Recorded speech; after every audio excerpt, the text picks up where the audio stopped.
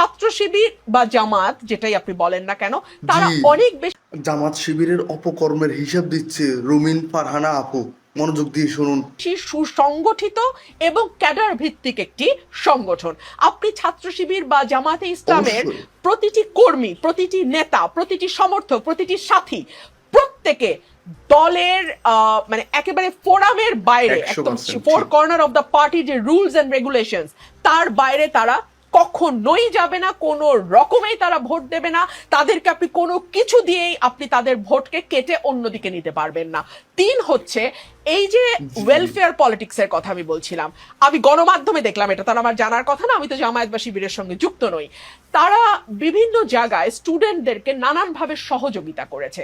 For example water purifier, প্রতিটি হলে হলে তারা ওয়াটার পিউরিফায়ার দিয়েছে।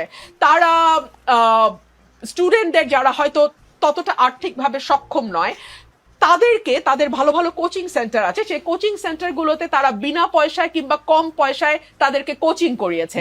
অর্থাৎ স্টুডেন্টদের সুখে দুঃখে একেবারে আজকে থেকে না, এটা 1 বছরের প্রস্তুতি না, কিন্তু এটা জামাতের বহু পুরনো প্রস্তুতি। এখন এটা তাদের গুপ্ত রাজনীতির প্রকাশ্য ফসলও বলতে পারেন আপনি, কিংবা তারা যে দীর্ঘদিন ধরে রাজনীতিটাকে ছাত্রছাত্রীদের সঙ্গে একাত্ম হয়ে করতে পেরেছে, এটা তাদের একটা সফলতাও আপনি বলতে পারেন। আপনি জামাত বিরোধী হয়েও তাদের সম্পর্কে এত সুন্দর সুস্পষ্ট সঠিক কথাগুলো বলার জন্য ধন্যবাদ।